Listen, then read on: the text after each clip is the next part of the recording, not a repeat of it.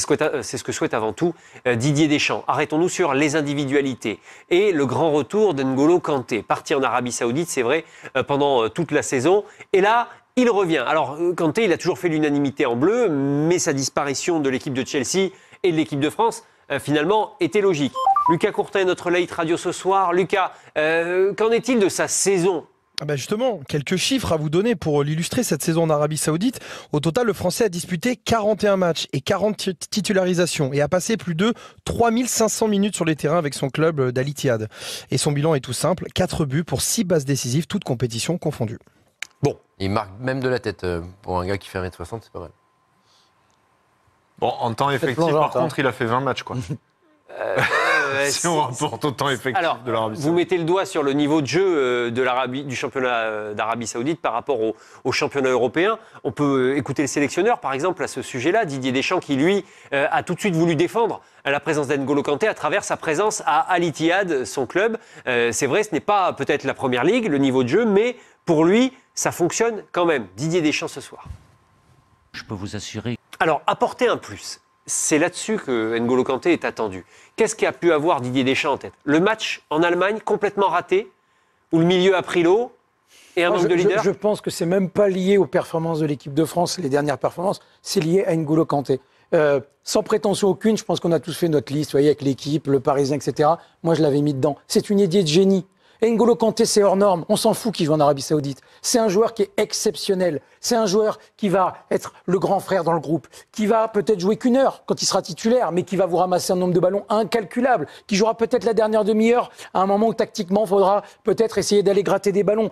C'est un coup de génie qu'a eu Didier Deschamps et son staff. Et je pense sincèrement, peut-être que je vais me tromper, mais qu'on dira, voilà, le 17 mai aujourd'hui, lorsqu'il donne le nom d'N'Golo Kanté, il s'est peut-être donné les moyens d'être champion d'Europe, encore plus qu'avec tous les autres joueurs qu'on a dans cette équipe. C'est une idée de génie. Parce que Kanté, c'est Kanté, et c'est pas besoin de dire est-ce que l'intensité de l'Arabie Saoudite, il va le gérer. Il va pas le faire jouer 90 minutes tous les matchs. Il le gérera, et je suis sûr qu'il amènera ce qu'il doit apporter, et ça va être un mieux indéniable pour cette équipe de France. Vous m'avez convaincu. Parce que, honnêtement, moi j'ai des doutes.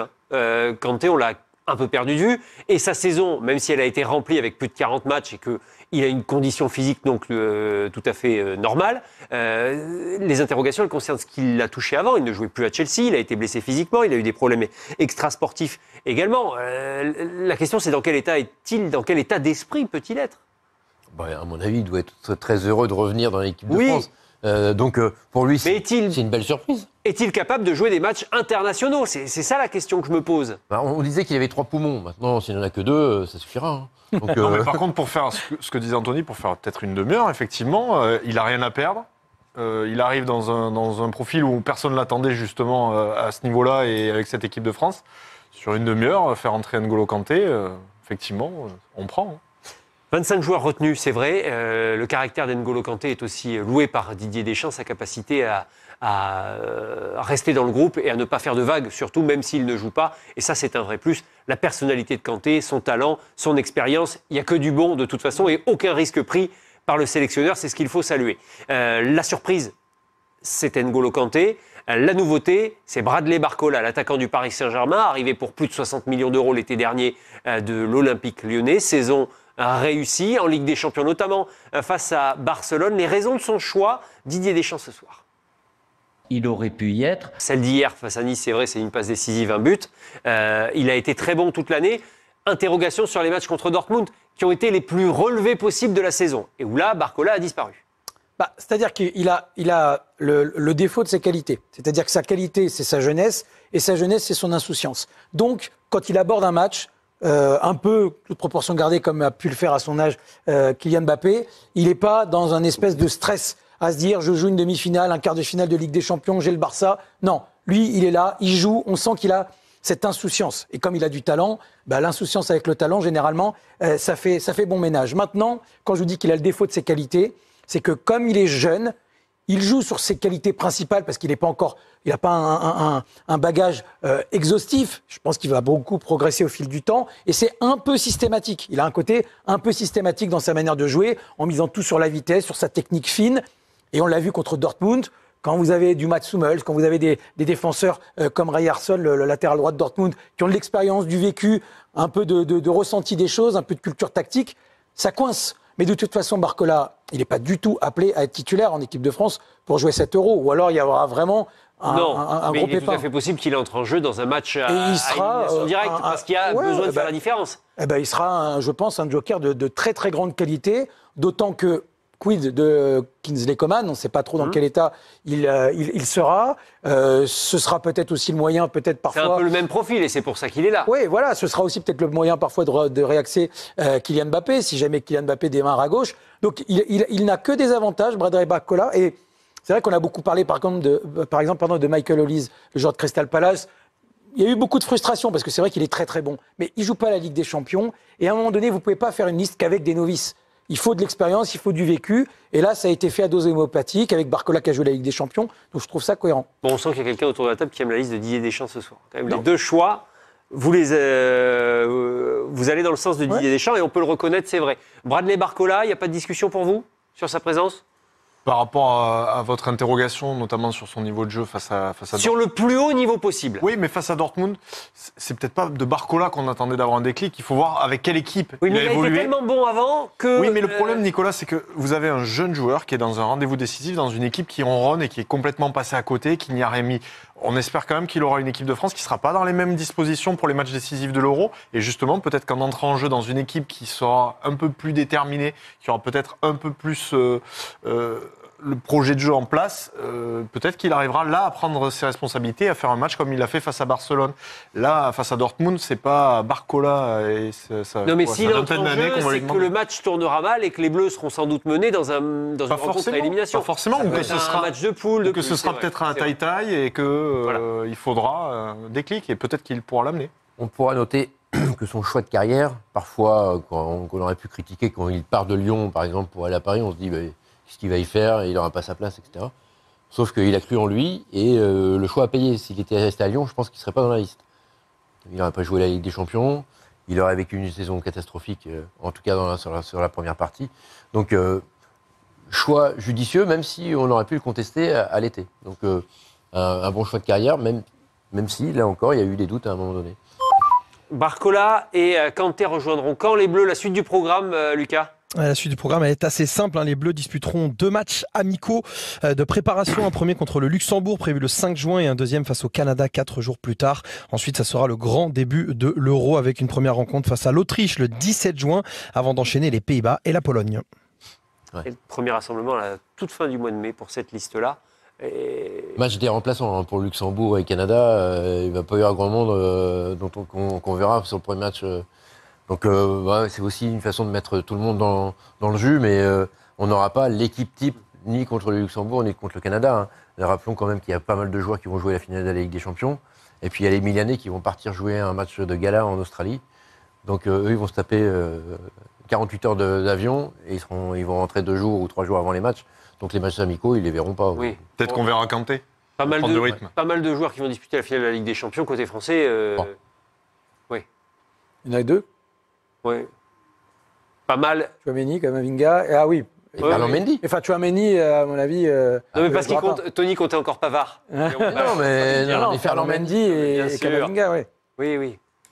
Non, je sais compter quand même. Bien sûr. Par contre, sur la technique, je ne sais pas sur quel bouton il faut appuyer sur la télécommande, tout ça, j'ai oublié. En Allemagne, 25 noms retenus par le sélectionneur des Bleus. Pas trop de surprises.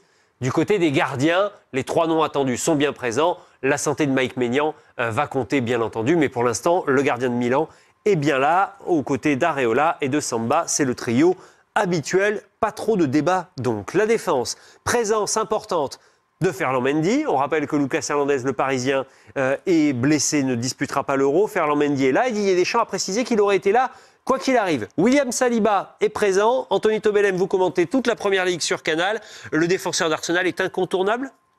Alors, c'est-à-dire que pour moi, Didier Deschamps, quand il va faire ses compos d'équipe, il met Kylian Mbappé et juste après, William Saliba.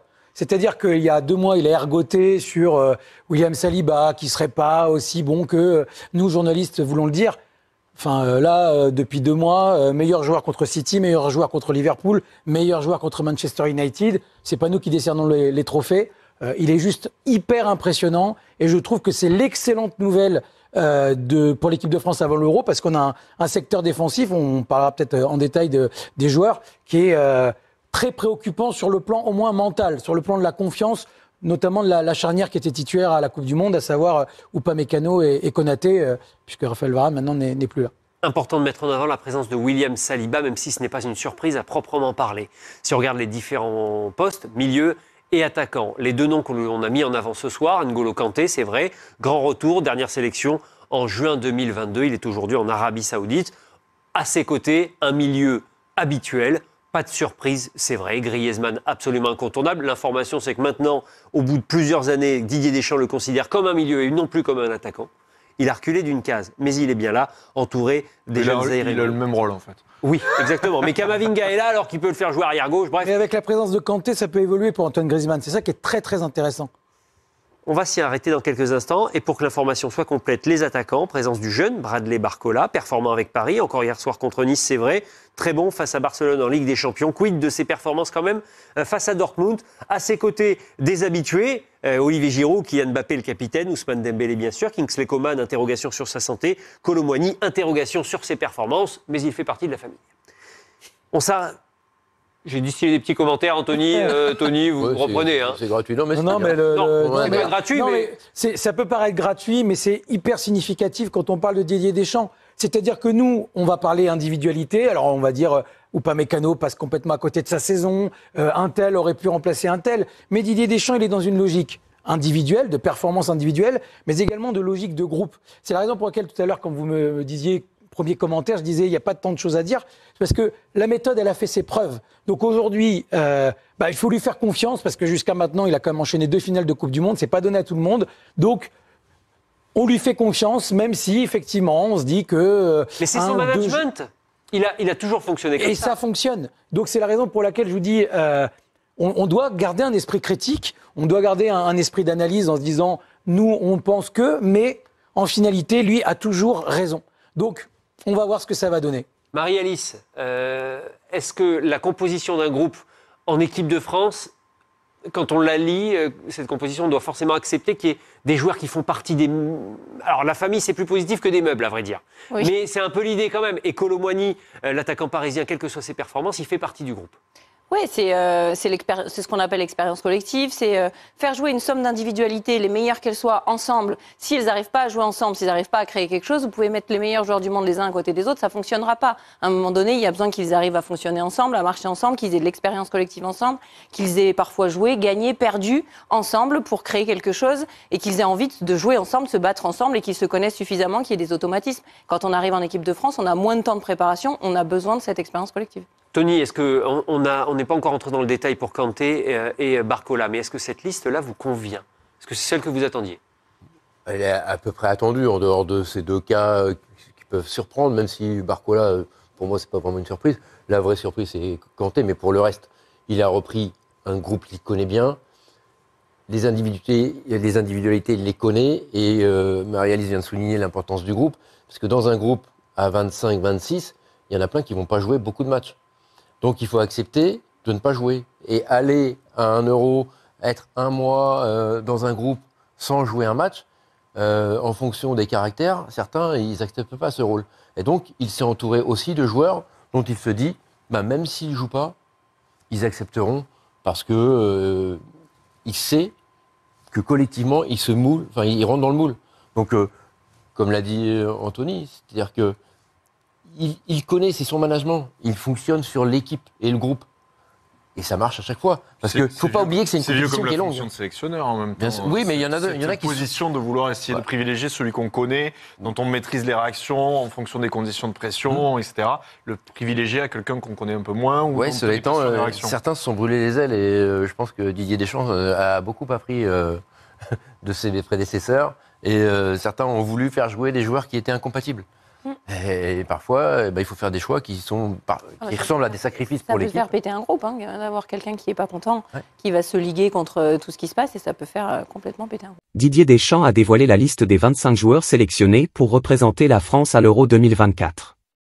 Parmi eux, une surprise de taille, le retour de N'Golo Kanté, absent de l'équipe nationale depuis plus de 2 ans. Cette décision inattendue a provoqué une onde de choc. Didier Deschamps, le sélectionneur des Bleus, a finalement opté pour 25 joueurs au lieu des 26 possibles pour l'Euro 2024 en Allemagne.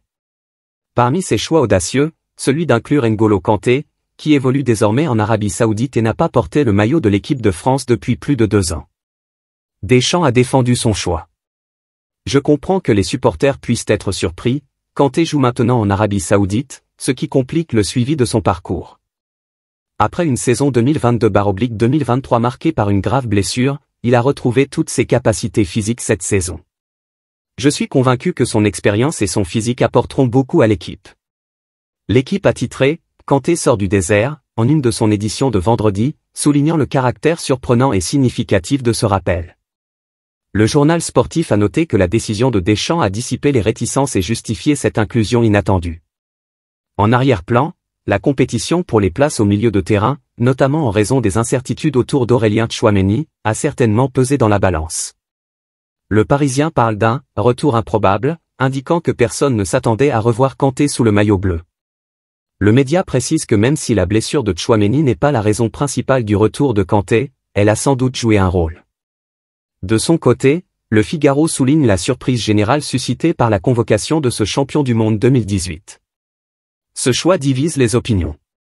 Sportivement, Kanté évolue maintenant dans un championnat jugé moins compétitif comme la Saudi Pro League, et ses récentes blessures avant son départ d'Europe n'ont pas aidé à convaincre tout le monde. Toutefois, son leadership et son expérience manquaient cruellement aux Bleus, ce qui a certainement pesé dans la décision de Deschamps. Le retour de N'Golo Kanté marque un tournant inattendu pour l'équipe de France à l'approche de l'Euro 2024, et il sera intéressant de voir comment ce choix influencera les performances des Bleus en Allemagne.